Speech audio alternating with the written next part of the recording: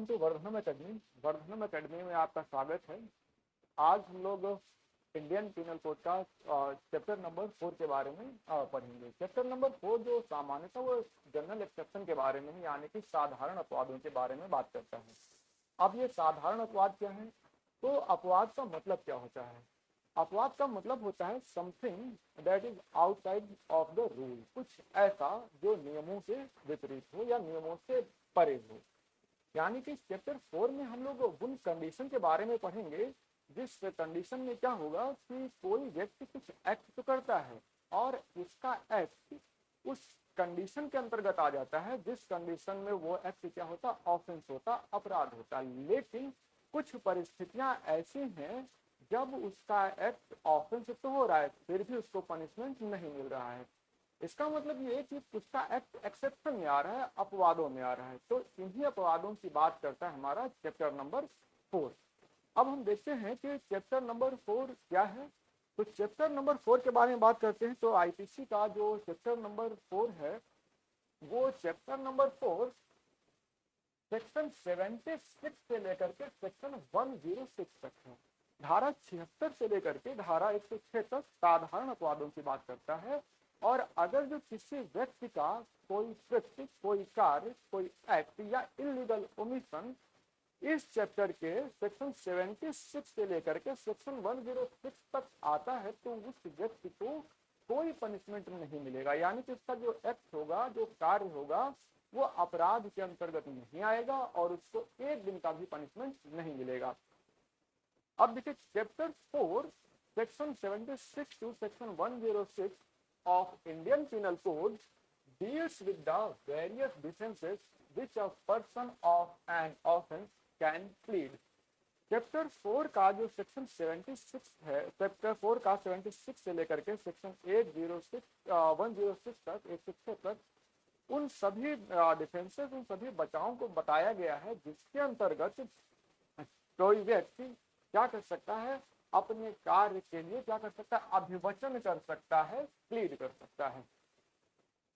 अब बात यह है कि हमने कहा कि जब किसी व्यक्ति का कोई कार्य जनरल एक्सेप्शन के अंतर्गत आएगा तो उस एक्सेप्शन को साबित करने का भार कहाँ होगा, बर्डन ऑफ प्रूफ की बात करते हैं। तो क्रिमिनल लॉ में एक साधारण सा नियम है कि अगर जो कोई व्यक्ति किसी अपराध का अभियुक्त है तो उस अपराध को साबित करने का भार प्रोसिक्यूशन पर होगा, स्टेट पर होगा।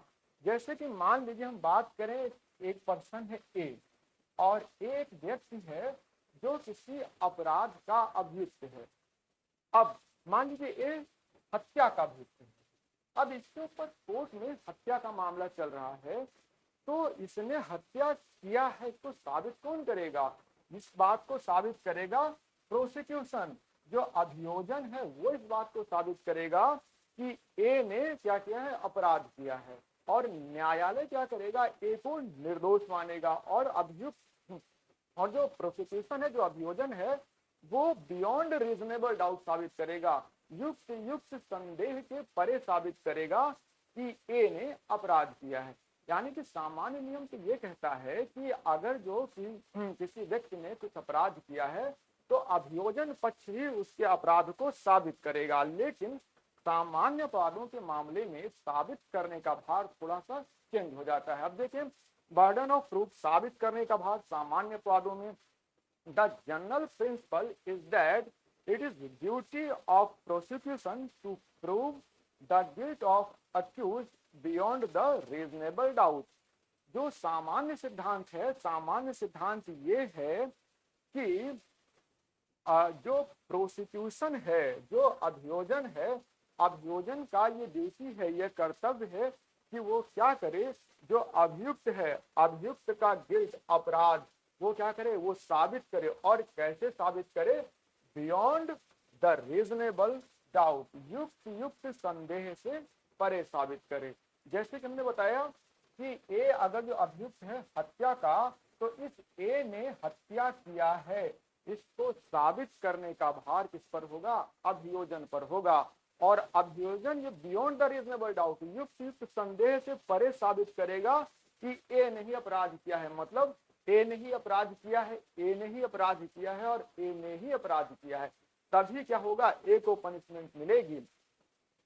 And the evidence leads suspicion that the accused has not committed the offence, the accused is entitled to acquittal. और अगर जो साक्ष्य है, साक्ष्यों से ये लगता है, ये संदेह होता है कि अभियुक्त ने अपराध नहीं किया है, तो वैसी दशा में क्या हो जाएगा, अभियुक्त को एक्विटल कर दिया जाएगा, उसको दोष मुक्त कर दिया जाएगा। यानी कि सामान्य नियम हमने क्या पढ़ा, सामान्य नियम ये है कि अभियोजन ये साबित करेगा कि अभियुक्त ने क्या किया है, अपराध किया है, और अगर जो संदेह हो जाएगा तो अभियुक्त छोड़ दिया जाएगा। लेकिन अगर जो जनरल एक्सेप्शन की बात करें तो जनरल एक्सेप्शन में साधारण अपवादों में क्या होगा, ये नियम थोड़ा सा चेंज हो जाता है। यानी कि जो बर्डन ऑफ प्रूफ है, ये बर्डन ऑफ किसके पड़ेगा, वुड बी ऑन एक्यूज्ड। साधारण मामलों में, साधारण अपवादों के मामले में जो साबित करने का भार है, जो बर्डन ऑफ प्रूफ है, वो अभियुक्त व्यक्ति के ऊपर आ जाएगा। At the stage of trial to show that the case fall under general exception, जब ट्रायल होगा, जब मामले का विचारण होगा, तो विचारण के समय अभियुक्त के ऊपर इस बात का उत्तरदायित्व होता है, अभियुक्त इस बात के लिए बाउंड होता है कि वो साबित करे कि उसका मामला साधारण अपवादों में आता है। तो बर्डन ऑफ प्रूफ जो बात करें तो बर्डन ऑफ प्रूफ में साधारण अपवादों के बारे में जो बर्डन ऑफ प्रूफ होता है वो अभियुक्त के ऊपर होता है कि वो साबित करे कि उसका मामला क्या है, साधारण अपवादों में आ रहा है। अब इस संदर्भ में बात करें तो इसमें section 105 of the Indian evidence act, भारतीय साक्ष्य अधिनियम की धारा 105 इस संदर्भ में महत्वपूर्ण है।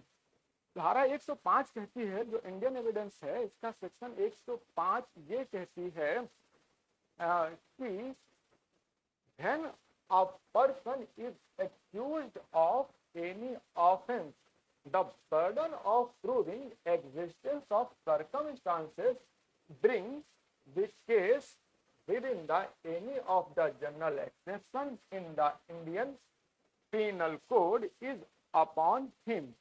सेक्शन 105 कहती है कि जब अभियुक्त ये कहता है कि इसका मामला साधारण अपवादों के अंतर्गत आता है, तो अभियुक्त को ही ये साबित करना पड़ेगा कि उसका मामला साधारण अपवाद में आता है।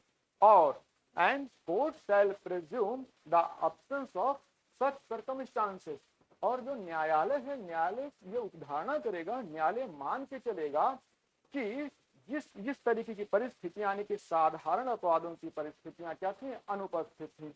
एक उदाहरण के रूप में देखते हैं, जैसे मान लीजिए ए एक्यूज्ड ऑफ मर्डर, ए क्या है, ए हत्या का जो है अभियुक्त है।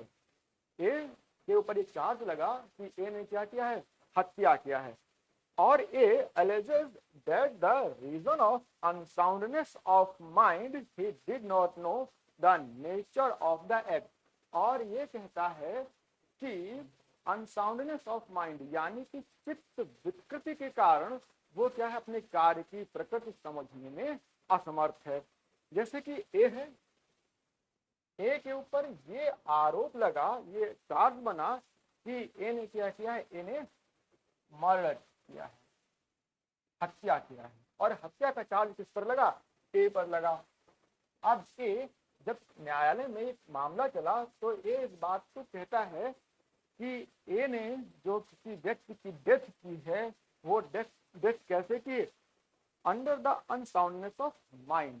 वो उस समय क्या चित्त विकृत था, वो अपने कार्य की प्रकृति को नहीं समझ सकता था, और इस स्थिति में उसने क्या किया, सामने वाले की मृत्यु कर दिया है। अब यहाँ पर जो ए है ये क्या करना चाहता है, ये एक जनरल एक्सेप्शन का बचाव लेना चाहता है। जनरल एक्सेप्शन में सेक्शन 84 ये कहता है कि अगर जो कोई कार्य किसी ऐसे व्यक्ति ने किया है जो उस कार्य को करते समय अनसाउंडनेस ऑफ माइंड यानी कि चित्त विकृति के कारण उस कार्य की प्रकृति नहीं समझ सकता है, तो बात अपराध नहीं होगी। अब ये कहता है कि जब उसने किसी की मृत्यु किया है तो मृत्यु कैसे क्या है, अनसाउंडनेस ऑफ माइंड यानी कि चित्त विकृति के कारण किया है। जब उसने उस सामने वाले की हत्या किया तो नहीं समझ रहा था कि इसके कार्य की प्रकृति क्या है, इस वजह से उसने कोई अपराध नहीं किया। यहाँ पे जो ए है, ये क्या करना चाहता है, ये जनरल एक्सेप्शन यानी कि साधारण अपवाद का लाभ लेना चाहता है। ऐसी परिस्थिति में ए को ही साबित करना पड़ेगा कि इसका मामला साधारण अपवाद में आता है। तो हमने देखा कि जो बर्डन ऑफ प्रूफ है, जो साबित करने का भार है, वो साधारण अपवादों में अभियुक्त व्यक्ति के ऊपर ही है। अभियुक्त व्यक्ति ही साबित करेगा कि उसका मामला साधारण अपवादों के अंतर्गत आता है। नेक्स्ट हम बात करते हैं जो हमारा जनरल एक्सेप्शन में हमें होता है साधारण अपवाद कहां से कहां तक है, 76 से लेकर के 106 तक। अक्सर करके प्रीलिम्स में क्वेश्चन पूछ लेते हैं जुडिशरी में कि जो जनरल एक्सेप्शन है, जनरल एक्सेप्शन किस चैप्टर में है, तो यहाँ से जनरल एक्सेप्शन चैप्टर नंबर 4 में है। दूसरा क्वेश्चन प्रीलिम्स से पूछ लिया जाता है कि जनरल एक्सेप्शन किस सेक्शन से किस सेक्शन तक है, तो जनरल एक्सेप्शन सेक्शन 76 से सेक्शन 106 तक है। अब हम अध्ययन की सुविधा की दृष्टि से जनरल एक्सेप्शन को कुछ कैटेगरीज में बांट लेते हैं। किन किन कैटेगरी में इसको हम बांट सकते हैं सिर्फ अध्ययन की सुविधा की दृष्टि से। तो पहला है मिस्टेक ऑफ फैक्ट, यानी कि तथ्य की भूल। तो जो मिस्टेक ऑफ फैक्ट है, मिस्टेक ऑफ फैक्ट से सेक्शन 76 और सेक्शन 79 रिलेटेड है। सेक्शन 76 और सेक्शन 79 मिस्टेक ऑफ फैक्ट यानी कि तथ्य की भूल के बारे में बात करते हैं। दूसरा हमारा है जुडिशियल एक्ट, न्यायिक कृत्य। न्यायिक कृत्यों से संबंधित है सेक्शन 77 और सेक्शन 79। धारा 77 और धारा 78 न्यायिक कृत्य से संबंधित है। दूसरी बात करें तो एक्सीडेंट यानी कि दुर्घटना। अगर जो कोई कार्य दुर्घटनावश हो जाता है तो उसका भी अपवाद, उसका भी बचाव मिलता है। और दुर्घटना से संबंधित जो सेक्शन है वो है सेक्शन 80, धारा 80, जो एक्सीडेंटल केसेस है, जो दुर्घटनावश कोई कार्य हो जाते हैं उनसे बचाव से संबंधित है। चौथा है नेसेसिटी यानी कि आवश्यकता। कभी कभार कुछ हम ऐसा कार्य करते हैं जो नेसेसिटी में है, जो आवश्यक है, और आवश्यकतावश किए गए कार्यों से भी बचाव मिलता है, और वो है सेक्शन 81। सेक्शन 81 नेसेसिटी से संबंधित है। नेक्स्ट है सेक्शन, नेक्स्ट हम बात करें पॉइंट की, तो इनफेंसी यानी कि बाल कृत्य। कुछ जो कार्य बच्चे कर देते हैं, क्या उन बालकों के कृत्य से उनको क्या उन अपराध से उन्मुक्ति मिलेगी या नहीं मिलेगी, उनको पनिशमेंट मिलेगा, और जो बच्चे कृत्य करते हैं उन बच्चों की एज क्या होगी, तो उससे संबंधित क्या है सेक्शन 82। जब हम डिटेल में पढ़ेंगे तो 82, 83 के बारे में बात करेंगे कि किस एज तक के बच्चों को पूरी तरीके से इम्यूनिटी है और किस एज तक के बच्चों को पूरी इम्यूनिटी नहीं है। वो हम जब सेक्शन 82, 83 बात करेंगे तो डिटेल में बात करेंगे कि क्यों इतना कि इन्फेंसी से रिलेटेड सेक्शन है सेक्शन 82 और सेक्शन 83। नेक्स्ट हम बात करते हैं इंसैनिटी। इंसैनिटी में होता है किस विकृत इंसान पर्सन है, विकृत चित्त है। तो इंसैनिटी में अगर कोई व्यक्ति कार्य कर देता है तो क्या उसको बचाव मिलेगा तो या नहीं मिलेगा, तो इंसैनिटी से संबंधित सेक्शन है 84, धारा 84 इंसैनिटी संबंधित है, चित्त विकृतता से संबंधित है। नेक्स्ट है इंटॉक्सिकेशन। इंटॉक्सिकेशन का भी बचाव दिया जाता है, सेक्शन 85 और सेक्शन 86 इंटॉक्सिकेशन से संबंधित है, मत्तता से संबंधित है। जैसे मान लीजिए कोई व्यक्ति है थोड़ा नशे में है, उसने नशा कर लिया और नशा इस स्थिति तक पहुंच गया है कि उसने कोई ऐसा एक्ट कर दिया जो अपराध है, तो क्या उसको बचाव मिलेगा या नहीं मिलेगा। या किसी व्यक्ति को जबरदस्ती नशा करा दिया जाता है, तो कुछ चीजें ऐसी खिला दी जाती हैं उसके इच्छा के बिना, उसके ज्ञान के बिना, और उस स्थिति में वो क्या करता है कोई ऐसा एक्ट कर देता है जो अपराध की श्रेणी में आएगा, तो क्या उसको बचाव मिलेगा या नहीं मिलेगा। इससे संबंधित सेक्शन है सेक्शन 85 और सेक्शन 86। नेक्स्ट हम बात करते हैं कुछ कार्य कंसेंट से हो जाते हैं, एक्ट डन बाई कंसेंट और अब्सेंस ऑफ क्रिमिनल इंटेंट। कोई ऐसे कृत्य जो सम्मत से किए गए, किसी ने कंसेंट दिया, कंसेंट से क्या है कुछ कार्य किए गए और अपराधों की श्रेणी में आ गए, तो उस तरीके के जो एक्ट हैं वो है कंसेंट से किए गए या बगैर कंसेंट के किए गए हैं, तो उस तरीके के जो अपराध हैं वो आएंगे सेक्शन 97, सेक्शन 87 से 92 में हम बात करेंगे। कंसेंट से कोई कार्य किया गया तो क्या वो अपराध होगा या नहीं होगा, और जो व्यक्ति कंसेंट दे रहा है उसकी एज कितनी होनी चाहिए, वो हम बात करेंगे सेक्शन 87 में बात करेंगे। ठीक है, 87, 88, 89 तक बात करेंगे। और नेक्स्ट जो हमारा है वो है कम्युनिकेशन इन गुड फेथ। अगर जो किसी को गुड फेथ में सद्भाव में किसी को संसूचना दे दी जाती है और उस संसूचना से किसी को कुछ नुकसान पहुंच जाता है या अपराध हो जाता है, तो क्या उस व्यक्ति को प्रोटेक्शन मिलेगी या नहीं मिलेगी। जैसे कि मान लीजिए कि एक पर्सन है ए, और ए ने क्या किया, बी को कुछ ऐसा इंफॉर्मेशन दी, कुछ ऐसी सूचना दी जिससे सुनते ही बी को अचानक से क्या हो गया, हार्ट अटैक आ गया और बी की डेथ हो गई। तो ऐसे मामलों में क्या ए को बचाव मिलेगा या नहीं मिलेगा, इस बारे में बात करता है हमारा सेक्शन 93। जब आगे हम 93 की बात करेंगे तब हम बात करेंगे कि कम्युनिकेशन में कोई सूचना दी गई और उससे अगर किसी को कुछ इंजरी हो गई, नुकसान हो गया, तो क्या ऑफेंस में आएगा या नहीं आएगा। नेक्स्ट हम बात करते हैं एक्ट अंडर डन कंपल्सन, ये संबंधित है सेक्शन 94।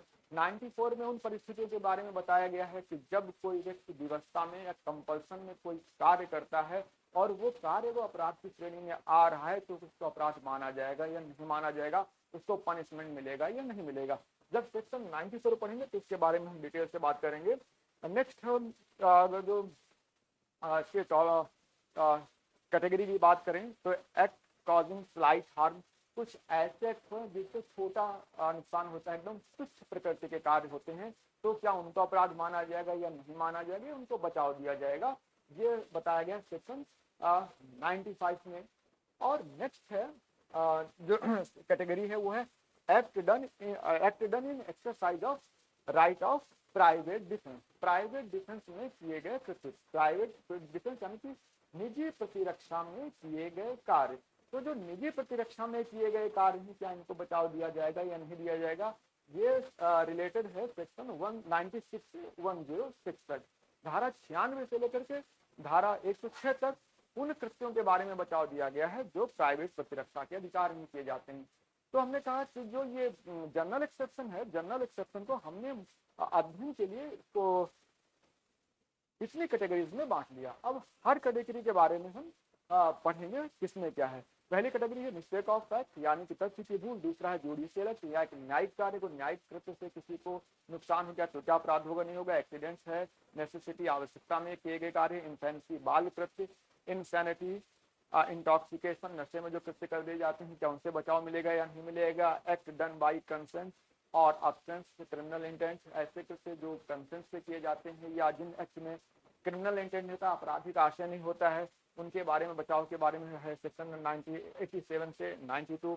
फिर है communication in good faith, act under compulsion, बाध्यता में कार्य, एक्ट कॉजिंग स्लाइट हार्म और राइट टू प्राइवेट डिफेंस। अब हम पूरा जो ये चैप्टर नंबर 4 है, चैप्टर नंबर 4 इन्हीं शीर्षक के अंतर्गत हम इसको अध्ययन करेंगे, देखेंगे। अब हम एक एक पॉइंट देखते हैं। तो पहला पॉइंट है मिस्टेक ऑफ फैक्ट। अगर जो कोई कार्य मिस्टेक ऑफ फैक्ट में हो जाए, तथ्य की भूल में हो जाए, तो क्या उस कार्य को हम अपराध मानेंगे या नहीं मानेंगे, उसके लिए पनिशमेंट है या नहीं है, इस बारे में हमारा बात करता है सेक्शन 76 और सेक्शन 79। अब हम देखते हैं सबसे पहले सेक्शन 76। सेक्शन 76 और हमने पहले बोला सेक्शन 76 और सेक्शन 79 दोनों सेक्शन हैं वो बेस्ड हैं मिस्टेक ऑफ फैक्ट पर। दोनों ही धाराएं, धारा 76 और धारा 79 तथ्य की भूल से संबंधित है। Section 76 and section 79 both based on magazine. ये जो धारा 76 है, 76 और सेक्शन 79 दोनों ही धाराएं बेस्ड ऑन मैगजीन, एक मैगजीन पर आधारित है, एक उक्ति पर आधारित है। और वो मैगजीन क्या है, मैगजीन है इग्नोरेंशिया फैक्ट एक्सिस्टेड एंड इग्नोरेंशिया जुरिस नॉन एक्सिस्टेड। धारा 76 और 79 एक मैगजीन है, लैटिन मैगजीन, मैगजीन का नाम है इग्नोरेंशिया फैक्ट एग्जीक्यूटेड। इग्नोरेंशिया मीन्स होता है इग्नोर करना, इसको हमने क्या किया, इग्नोर कर दिया, किसको, फैक्टी, तथ्यों को इग्नोर कर देना। एग्जीक्यूट मीन्स एक्सक्यूज है, क्षम्य है। इग्नोरेंशिया फैक्ट एक्सक्यूज यानी कि तथ्यों की भूल क्षम्य है। और दूसरा है इसमें इग्नोरेंशिया जुरिस नॉन एग्जीक्यूटेड, यानी कि विधि को इग्नोर करना नॉन एग्जीक्यूटेड। जुरिस मीन्स लॉ, विधि, इग्नोरेंशिया मीन्स इग्नोर करना, नॉन मीन्स नहीं, एग्जीक्यूटेड मीन्स एक्सक्यूज यानी क्षम्य। अगर जो तथ्य की भूल है तो वो क्षम्य है और विधि की भूल क्षम्य नहीं है। अक्सर करके प्रीलिम्स में क्वेश्चन भी आता है कि इग्नोरेंशिया फैक्ट एक्सक्यूटेड एंड इग्नोरेंशिया जुरिस नॉन एक्सक्यूटेड, ये जो मैगजीन है, मैगजीन पे कौन सा सेक्शन बेस्ड है। तो दो सेक्शन इसके इसी मैगजीन पे बेस्ड है। ये प्रीलिम्स के लिए इंपॉर्टेंट क्वेश्चन बनता है, इग्नोरेंशिया फैक्टी एक्सक्यूसेड एंड इग्नोरेंशिया जुरिस नॉन एक्सक्यूसेड। ये जो मैगजीन है, ये मैगजीन पे कौन कौन सेक्शन बेस्ड है, तो सेक्शन 76 और सेक्शन 79 इस मैगजीन पर बेस्ड है। इस मैगजीन का अर्थ होता है, it means ignorancia of fact is excuse, ignorancia of law is no excuse। यानी कि जो तथ्य की भूल है, तथ्य की भूल क्षम्य है, लेकिन विधि की भूल क्षम्य नहीं है। अब बात करते हैं सेक्शन कहता क्या है। तो जो बैरक है, बैरक के लैंग्वेज में देखते हैं सेक्शन 76 क्या कहता है। सेक्शन 76 कहता है, nothing is an offence which is done by a person who is or who by reason of mistake of fact and not by reason of a mistake of law in good faith believes himself to be bound by law to do it। ये section 79 का English version है। अब इसको हम हिंदी में देख लेते हैं, इसका हिंदी वर्जन क्या कहता है। हिंदी में सेक्शन है, कोई बात अपराध नहीं है जो किसी ऐसे व्यक्ति द्वारा की जाए जो उसे करने के लिए विधि द्वारा आबद्ध है, या जो तथ्य की भूल के कारण, न कि विधि के भूल के कारण सद्भाव पूर्वक विश्वास करता है कि वह उसे करने के लिए विधि द्वारा आबद्ध है। अब सेक्शन 76 समझ लेते हैं क्या कहते हैं। सेक्शन 76 कहता है, अगर जो कोई पर्सन है, मान लीजिए ए है, ये क्या है, ये किसी बात को करने के लिए विधि द्वारा आबद्ध है। लॉ में कुछ लाइबिलिटी, कुछ ड्यूटी इम्पोज की है और उसी लॉ से क्या है, ये कोई बात करने के लिए बाउंड है, बाउंड बाई लॉ है।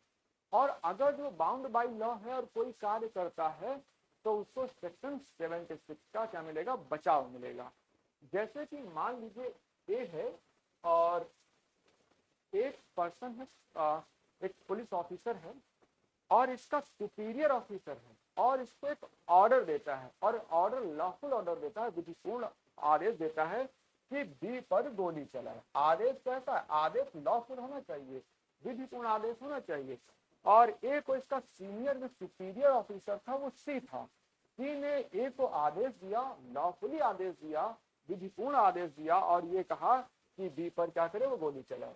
ए ने उसके आदेश के अनुसरण में क्या कर दिया, बी पर गोली चला दी और बी की डेथ हो गई।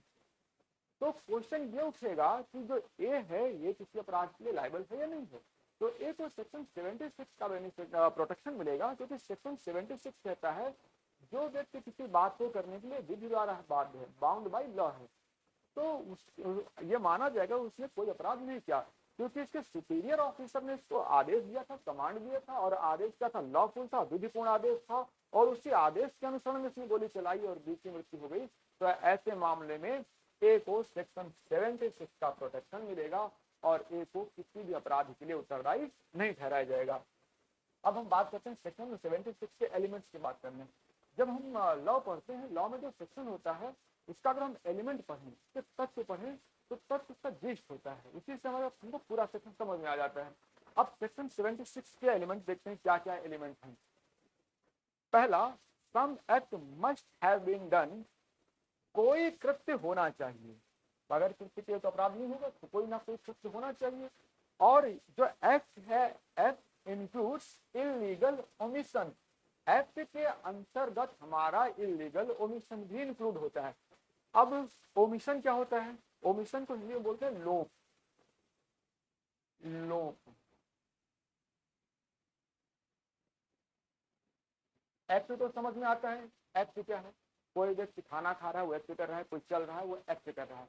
लेकिन लोप क्या है, ओमिशन क्या है। ओमिशन का मतलब होता है to breach a legal duty, जो लीगल ड्यूटी है उसको न करना, उसको ब्रीच करना, that is illegal omission. Omission में लोग कार्य न करना, लेकिन ये कौन सा कार्य, इलीगल ओमिशन। कोई ऐसी ड्यूटी जो लॉफुल है और वो ड्यूटी उस व्यक्ति ने नहीं की, वो ओमिशन है।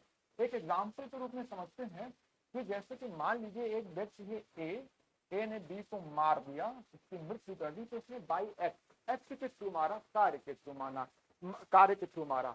अब हम ओमिशन की बात करते हैं। ओमिशन का हमने बताया कार्य को न करना, कोई ड्यूटी इम्पोज की गई थी वो ड्यूटी न करना ओमिशन में आता है।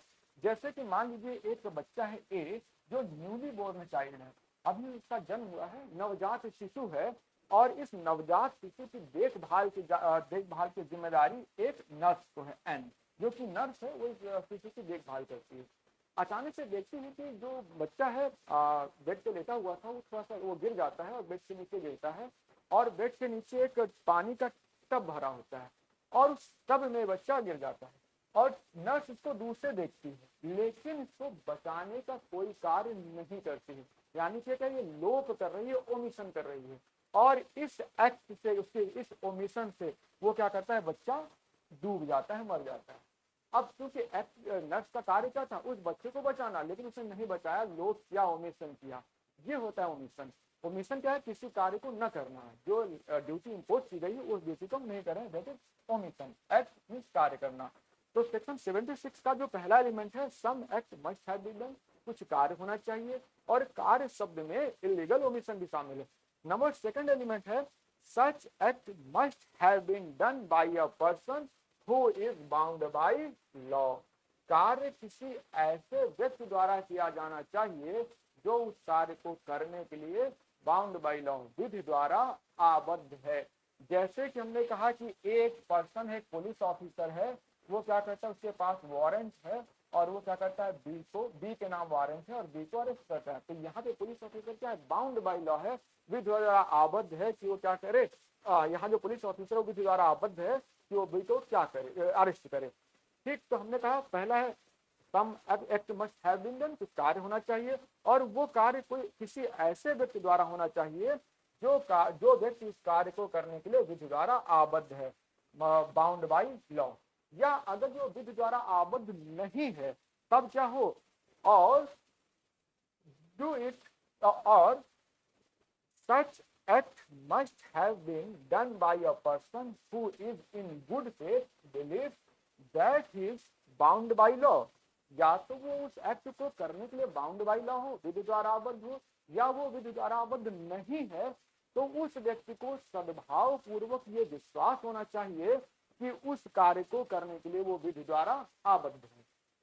तीसरा, such belief must be due to mistake of fact and not mistake of law, और जो ऐसा उसको बिलीव हुआ है वो बिलीव कैसा होना चाहिए, मिस्टेक ऑफ फैक्ट, विधि द्वारा तथ्य की भूल से होना चाहिए, ना कि विधि के भूल से। और नेक्स्ट है such act must be done in good faith, और ऐसा कार्य किसमें होना चाहिए, गुड फेथ में होना चाहिए, सद्भाव पूर्वक होना चाहिए।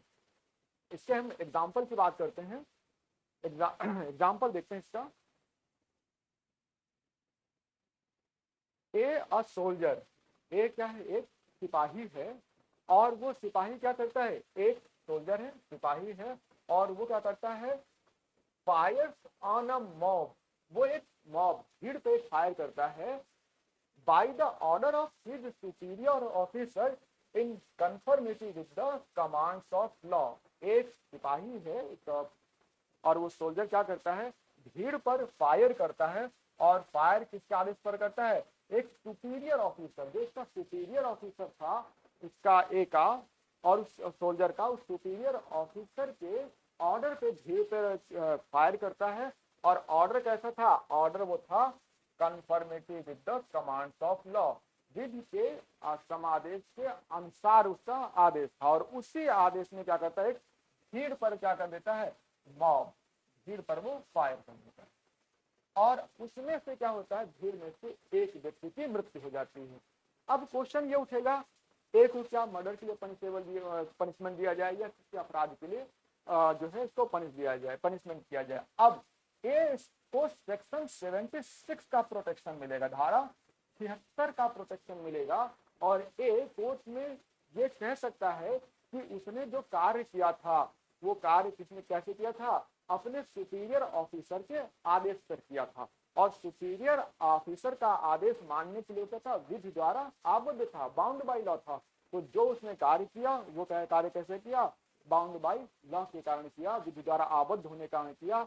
अतः वो व्यक्ति ए कोर्ट में ये कह सकता है कि उसको सेक्शन 76 का प्रोटेक्शन दिया जाए और उसने कोई भी अपराध नहीं किया है। इस तरह का केस आया था, केस का नाम था चरणदास वर्सेस स्टेट। चरणदास बनाम राज्य का एक मामला था और इस मामले में क्या था, एक कांस्टेबल था और कांस्टेबल ने a constable in obedience to the order of superior officer fired a gun and shot a woman। इस चरणदास के मामले में कांस्टेबल था और कांस्टेबल ने अपने सुपीरियर ऑफिसर के आदेश पर एक फायर किया और एक वीमेन की डेथ कर दी।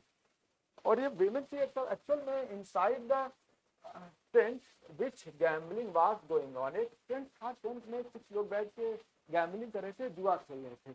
वहां पे पुलिस वाले गए और उस का जो कांस्टेबल का सुपीरियर ऑफिसर था उसने आदेश दिया कि गोली चलाए और उसने गोली चला करके क्या करते, उस टेंट के अंदर जो लोग कुछ जुआ वगैरह खेल रहे थे, गैम्बलिंग कर रहे थे, उन पर गोली चलाई और उस गोली में क्या हुआ, एक वीमेन की डेथ हो गई।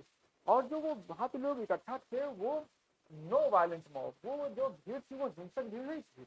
तब भी क्या उसके ऑफिसर्स ने उसको आदेश दिया और कांस्टेबल ने उस पर गोली चलाई और एक वीमेन की डेथ कर दी।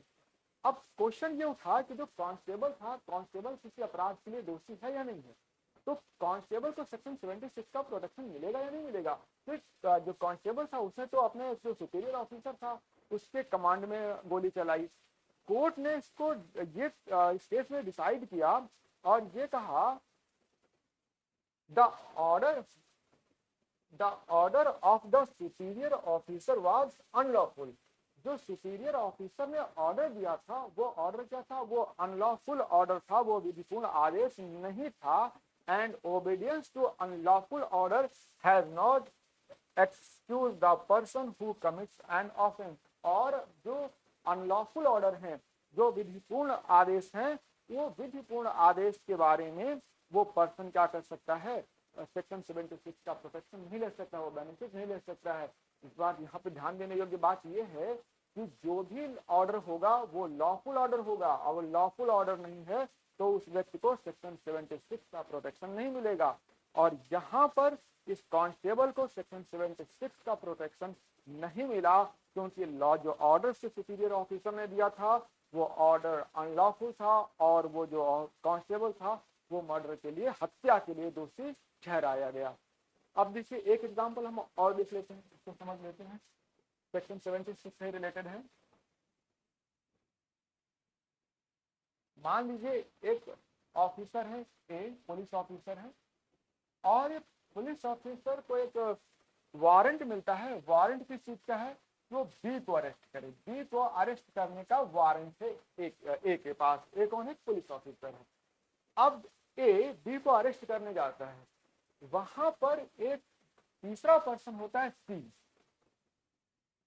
अब पुलिस ऑफिसर इंक्वायरी करता है, जांच करता है, 3-4 लोगों से पूछता है और गुड फेथ में सद्भाव पूर्वक ये विश्वास करता है कि सी ही वो पर्सन है जिसे वो अरेस्ट करने आया है और सद्भाव में क्या कर देता है, वो बी की जगह सी को अरेस्ट कर लेता है।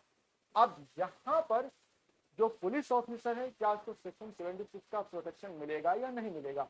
तो देखिए तो हमने एलिमेंट पढ़ा था, तो एलिमेंट में ये पढ़ा था कि सेक्शन 76 ये कहता है या तो पर्सन बाउंड बाय लॉ हो या गुड फेथ सद्भाव में विश्वास करे वो उस कार्य को करने के लिए क्या है, बाउंड बाय लॉ है। तो इसलिए क्योंकि गुड फेथ में कार्य किया है इसलिए वो क्या है, सेक्शन 76 का प्रोटेक्शन पाने का उसके पास राइट है। क्लियर है। अब हम बात करते हैं सेक्शन 76 के साथ सेक्शन 79 की। हमने बोला सेक्शन 76 और 79 दोनों किससे बेस्ड हैं, दोनों ही मिस्टेक ऑफ फैक्ट पे बेस्ड हैं। अब हम सेक्शन 79 की बात करते हैं। सेक्शन 79 क्या कहता है, सेक्शन 79 कहता है act done by a person justified और by mistake of fact believing himself justified by law. Section 79 भी मिस्टेक ऑफ फैक्ट की बात करता है लेकिन यह है justified by law. Section 76 bound by law की बात करता है, वहां पे कोई कार्य किसी ऐसे व्यक्ति ने किया जो बाउंड बाय लॉ है, विधि द्वारा करने के लिए आबद्ध है, तब अपराध नहीं है। और यहाँ पे क्या है, यहाँ पे जस्टिफाइड बाय लॉ है। अगर कोई व्यक्ति कोई ऐसा कार्य करता है जो जस्टिफाइड बाय लॉ है उसको अपराध की श्रेणी से बाहर किया गया है। सेक्शन 79 कहता है nothing is an offence which is done by a person who is justified by law.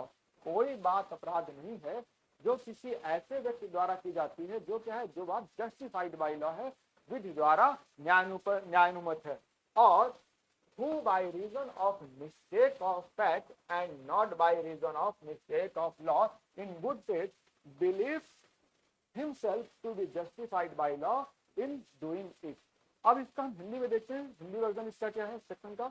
Hindi में है कोई बात अपराध नहीं है जो ऐसे व्यक्ति द्वारा की जाए जो उसे करने के लिए विधि द्वारा न्यायानुमत हो, या जो तथ्य की भूल के कारण न कि विधि के भूल के कारण सद्भाव पूर्वक विश्वास करता है कि वह उसे करने के लिए विधि द्वारा न्यायानुमत है। अब सेक्शन 79 समझते हैं। सेक्शन 79 कहता है कि अगर जो कोई व्यक्ति कुछ ऐसा कार्य करता है जो जस्टिफाइड बाय लॉ है, या तथ्य के भूल के कारण सद्भाव पूर्वक विश्वास करता है कि इसका कार्य क्या है, जस्टिफाइड बाय लॉ है, न्यायानुमत है, तो वो कार्य भले ही उसमें जो ऑफेंस से कोई एलिमेंट है, फिर भी वो कार्य ऑफेंस में नहीं आएगा। जैसे इसको एक एग्जांपल से समझते हैं। जैसे कि मान लीजिए एक पर्सन है और ए के पास एक ब्लैक कलर का छाता है, और ये अपना जो ब्लैक कलर का छाता है लेके जा रहा है, बारिश हो रही है, और एक दुकान के बाहर जाता है, और बारिश हो रही थी, दुकान के बाहर ही छाते को क्या कर देता है, ये रख देता है। उसके बाद ये शॉपिंग करने के लिए शॉप पे अंदर चला जाता है। उसके बाद एक दूसरा व्यक्ति आता है बी के पास भी क्या था, एक ब्लैक कलर का छाता था, और बी भी क्या कर देता है, उस छाते को दुकान के बाहर रख देता है। अब क्योंकि ए पहले गया था, ए की शॉपिंग खत्म हो गई, ए वापस आता है और वो समझ नहीं पाता है कि छाता कौन सा है उसका, और वो क्या करते हैं, बी का छाता उठा लेता है और क्या कर देता है, चला गया। अब यहाँ पर बी को क्या हुआ, मिस्टेक हो गई, भूल हो गई, और भूल किसकी हुई, तथ्य की भूल हो गई। और यहाँ पर यहाँ पर एक ने क्या किया, बी का छाता ले गया और बी का छाता भूल से ले गया, और उसको मिस्टेक की भूल है, बात की तथ्य की फैक्ट की भूल हो गई। उसने सोचा कि ये छाता किसका है, ये मेरा है। अब यहाँ पर क्योंकि ए को मिस्टेक ऑफ फैक्ट है, इसलिए ए ने कोई ऑफेंस नहीं किया।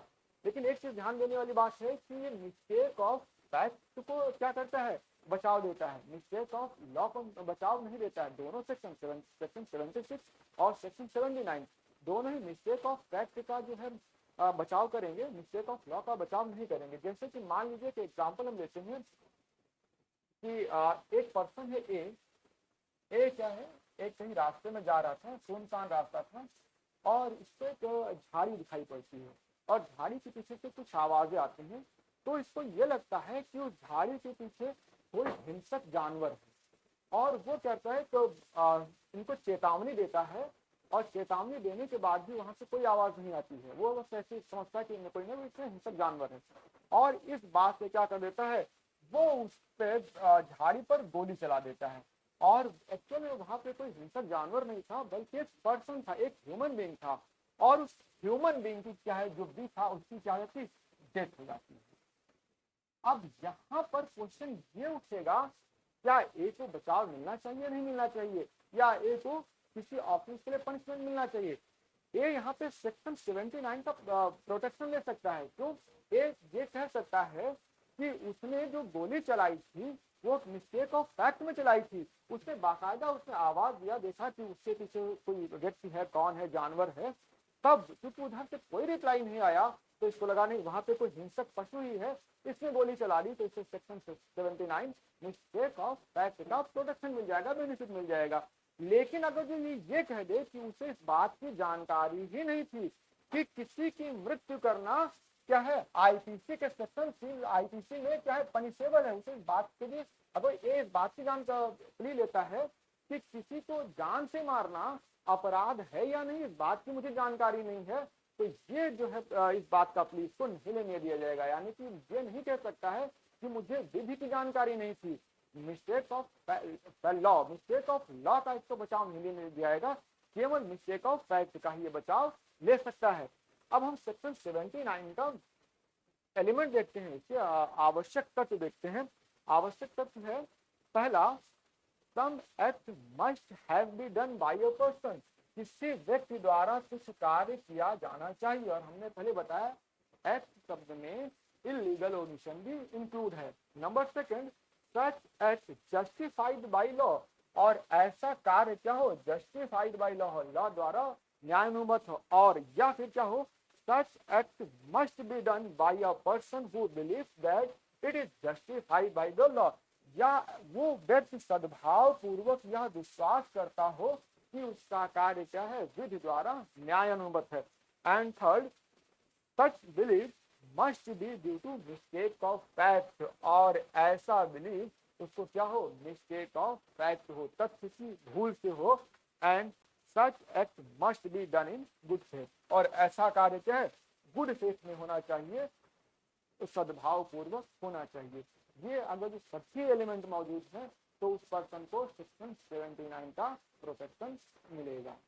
सेक्शन 79 के दो एक्सेप्शन भी हैं, दो अपवाद भी हैं। जो सेक्शन 76 और सेक्शन 79 के हम दो एक्सेप्शन भी हैं। पहला, अगर जो व्यक्ति के पास इतना अवसर था कि वो क्या कर सकता था, युक्त जांच कर लेता, और युक्त जांच के पश्चात वो तथ्यों को जान सकता था, तब सेक्शन 79 का उसको प्रोटेक्शन नहीं मिलेगा। इसमें एक केस आया था, R versus beach and Stokes का केस था। इस केस में क्या था कि एक व्यक्ति था, उसको इस बात की विश्वास था कि उसका जो विवाह है वो तलाक की विधि द्वारा शून्य कर दिया गया है। और इस विश्वास के इसमें क्या, इसका जो विवाह है वो डाइवोर्स हो चुका है। R versus wheat and Stokes में ये था कि एक पर्सन था, और इस पर्सन को इस बात का विश्वास था कि उसका जो विवाह है वो तलाक की डिग्री द्वारा समाप्त कर दिया गया, लेकिन एक्चुअल में उसका तलाक नहीं हुआ था। और इसी विश्वास पर उसने क्या कर लिया, दूसरा विवाह कर लिया। न्यायालय ने उसको द्विविवाह का दोषी ठहराया और ये कहा कि अगर वो रीजनेबल युक्त जांच करता तो तथ्यों को जान सकता था। तो जहां पर युक्त जांच करने के पश्चात व्यक्ति तथ्यों को जान सकता है, वहां पर मिस्टेक ऑफ फैक्ट का प्रोटेक्शन नहीं मिलेगा। और दूसरा है, अगर जो अगर जो किसी व्यक्ति का कार्य इसके मस्तिष्क को संज्ञान में लिए बिना ही अपराध घोषित कर दिया जाता है, तो वैसे मामलों में भी क्या है, उसको सेक्शन 79 का प्रोटेक्शन नहीं मिलेगा। जैसे कि स्ट्रिक्ट लायबिलिटी, कठोर उत्तरदायित्व के मामले में क्या है कि उसको व्यक्ति को चाहे मिस्टेक ऑफ फैक्ट हो या ना हो, तो यह लायबल होगा। तो दो इसके एक्सेप्शन है। और बाकी जो भी एक्ट होगा, अगर वो सेक्शन 79 या सेक्शन 76 के अंतर्गत कवर हो रहा है, तो उस पर्सन को मिस्टेक ऑफ फैक्ट का प्रोटेक्शन दिया जाएगा और किसी भी अपराध के लिए लायबल नहीं ठहराया जाएगा। तो ये हमारा आज का लेक्चर था मिस्टेक ऑफ फैक्ट पर। बाकी जो इसका जनरल एक्सप्रेशन के बाकी के भाग नेक्स्ट लेक्चर में। Okay, thank you.